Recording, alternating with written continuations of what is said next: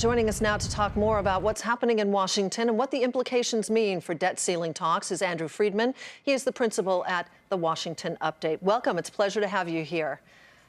Thank you. Were you all at all encouraged by the speaker's indication that he would not let the United States default? I mean, does that give you the indication that there is some movement and there is some progress on the Hill? I don't know that it means there's any progress, but I am heartened by it nonetheless. And I've been saying I don't think that we will see a default here. The House of Representatives is an unusual place. The Speaker entirely controls what sort of legislation is introduced in front of the House. Normally, the Speaker does not introduce legislation unless a majority of his party wants that legislation introduced. That's why he has been going ahead and having these Obamacare caveats on what's been introduced so far.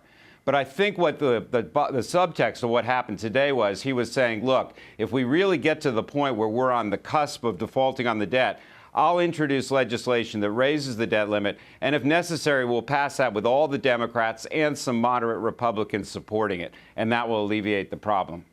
Andrew, I wonder what you think of this. Some people have been saying today that all of this very sharp language about the potential of catastrophic consequences if there is a default, and that this could become the worst recession is all part of a strategy to get the markets to sell off, because that would trigger the Congress to take action and close up the deal on this.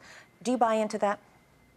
Well, I don't know if it's that specific, but I think the president is absolutely ratcheting up the rhetoric. Look, I think the Republicans feel a bit cornered now. They demanded changes to Obamacare. That's a non-starter with the Democrats. There's plenty of things that can be negotiated, but that is not one of them.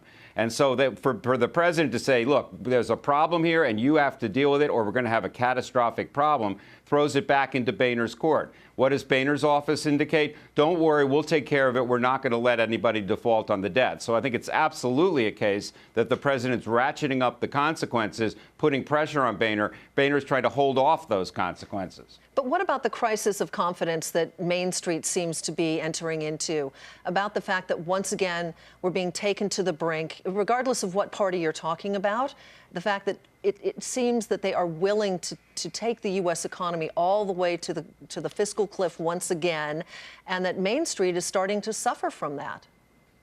There's no question. I mean, mainstream has been suffering all along. Just go back to the fiscal cliff. You were right to allude to it. That was a midnight deal, and that only passed Congress because Boehner, in fact, introduced legislation that was passed by the Democrats and a few of the Republicans. The bulk of Republicans didn't want it.